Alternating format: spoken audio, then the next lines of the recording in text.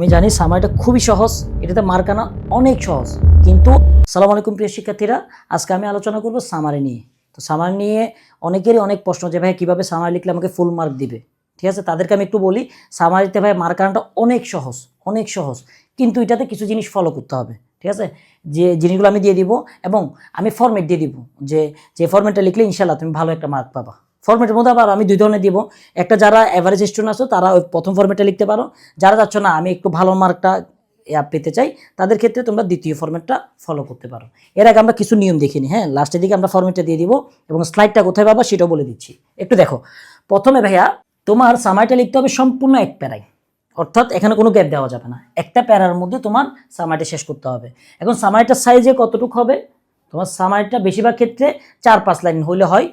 ঠিক আছে, আর তুমি যদি হিসাব করতে যাও তাহলে মূল যে তোমাকে কন্টেক্সটটা দিবে সেটার 3 ভাগের 1 ভাগ, 3 ভাগের 1 ভাগ। ঠিক আছে, সর্বোচ্চ লাইন কয়টা? 5টা।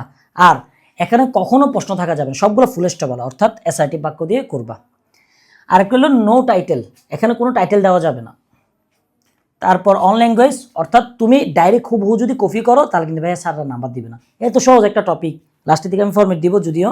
কেন তুমি কপি করবা, কয়েকটা লাইন তুমি নিচ থেকে লিখে ফেলবা। ঠিক আছে, কীভাবে লিখবা সেটাও আমি বলতেছি। যেমন ধরো তুমি যেসব বাক্যগুলো ওইখানে দেওয়া আছে ওইটার সিনোনিয়ামটা লিখো, তাহলে দেখা যাচ্ছে যে তুমি নিজের মতো হয়ে যাবে বাক্যটা। আরেকটা কি করতে পারো, এখানে কোনো এক্সাম্পল অথবা মতামত দেওয়া যাবে না।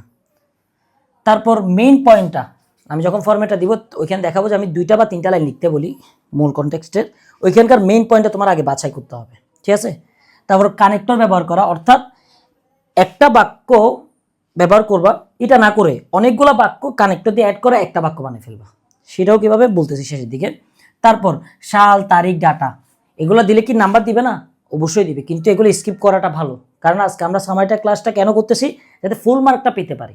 ঠিক আছে, তারপর সিকোয়েন্সটা একটু ঠিক রাখবা, অর্থাৎ আগে জন্ম, তারপর চাকরি, তারপর মৃত্যু। এখন তুমি যদি প্রথমেই মৃত্যুটা দিয়ে দাও তাহলে সিকোয়েন্সটা কিন্তু ভাইয়া মেনটেন হবে না।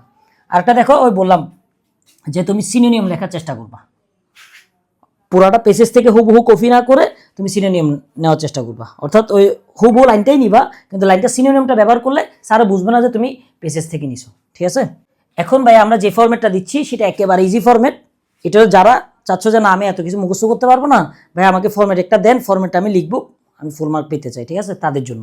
আর যারা বলতে যে না আমি একটু কঠিন ফরম্যাট, অর্থাৎ আমি নিশ্চিত চাই যে আমি ফুল মার্কটা যে পাবো সেটা নিশ্চয়তা চাই, তাদের জন্য সেকেন্ড একটা ফরম্যাট দেখাচ্ছি। তার আগেটা দেখে নাও। প্রথমে তুমি কি লিখবা দেখো, the passage is mainly written about, তারপর টপিকটা লিখে দিবা, ওইখানে যে টপিক নিয়ে আলোচনা করছে সেটা লিখবা। ঠিক আছে, মূল টপিকের বিষয়টা লিখবা।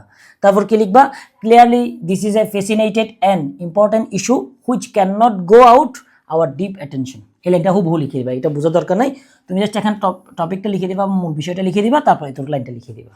ঠিক আছে, তারপর 3 নাম্বার লাইনে কি লিখবা, the writer of the passage highlight that, এখানে পেসেজের গুরুত্বপূর্ণ যে তথ্যটা তোমার মতো এখানে সবচেয়ে গুরুত্বপূর্ণ যে তথ্যটা, ওই তথ্যটা লিখে দিবা।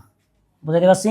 তারপর কি লিখবা 4 নাম্বার লাইনে, in addition this text informs us about, ওইখানে ধরো পেসেজের দ্বিতীয় যেই গুরুত্বপূর্ণ লাইনটা আছে সেটা লিখে দিবা।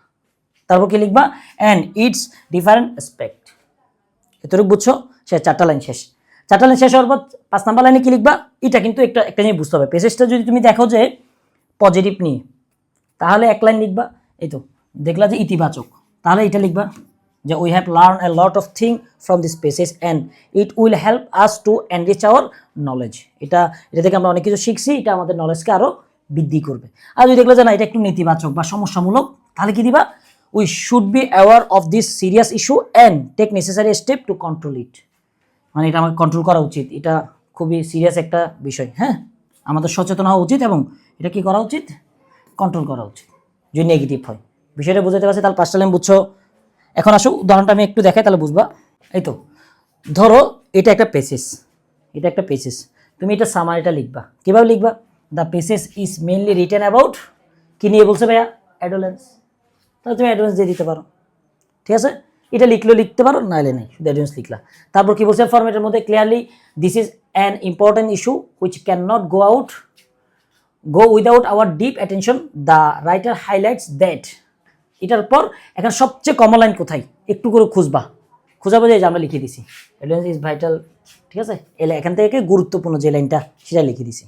তো এই লাইনের ক্ষেত্রে চেষ্টা করবা নিচ থেকে বানায় লেখার জন্য, অর্থাৎ এখান থেকে কপি করবা, ঠিক আছে, কিন্তু নিচ থেকে একটু একটু বাড়ায় লিখবা বা বানায় লিখবা, ঠিক আছে।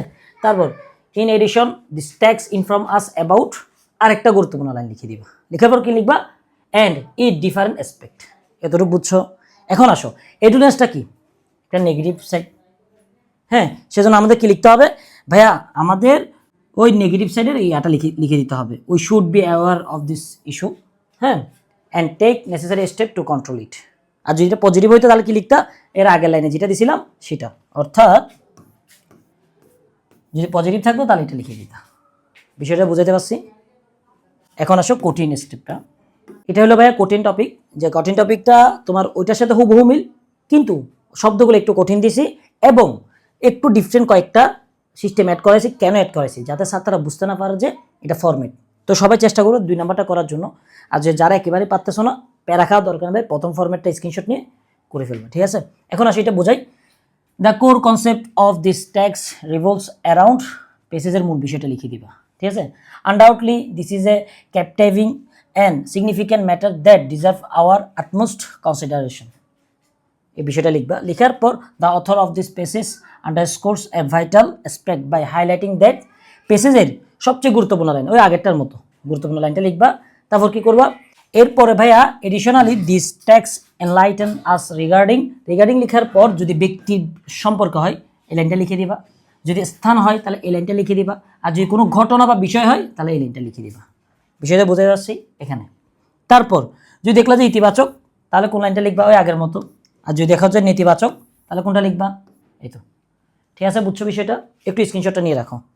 তারপর আমরা একটা উদাহরণ দেখাই। এই তো ধরো এডুলেন্স নিয়ে লিখছে, লিখার পরে আগের মতোই আমরা লাইনগুলো লিখলাম, কোন টপিকে সেটা লিখলাম। তারপর এখান থেকে গুরুত্বপূর্ণ একটা লাইন লিখলাম। লেখার পর ওই এডিশনালি দেওয়ার পর দে টিক্স এনলাইটেন আস রিগার্ডিং, তুমি কি লিখে দিলে, যেহেতু এটা ঘটনা সম্পর্কে সেজন্য লিখে দিলা। তারপর এটা যেহেতু নেতিবাচক সেজন্য নেতিবাচক লাইনটা লিখে দিলা। বিষয়টা বুঝাইতে পারছি? তো আশা করি তোমরা এই সামারিটা থেকে ইনশাল্লাহ ফুল মার্ক পাবা, ঠিক আছে। এখানে 2টা কারণে পাবা, সেটা হলো এক, এটা অন্যদের ফরম্যাটদের মতো না। সেকেন্ড নাম্বার, শব্দগুলো কিছুটা কঠিন ব্যবহার করছি যাতে স্যার তারা বুঝতে না পারে এটা ফরম্যাট, ঠিক আছে। তো আশা করি তোমাদের অনেক উপকার আসবে, আমাদের জন্য দোয়া করবা। আর এই যারা পিডিএফটা পেতে চাও তারা আমাদের এই ভিডিওটা শেয়ার করে আমাদের পেজের মধ্যে স্ক্রিনশটটা দিয়ে দিবা, আমরা তোমাদেরকে ফুল পিডিএফটা দিয়ে দিব। আসসালামু আলাইকুম।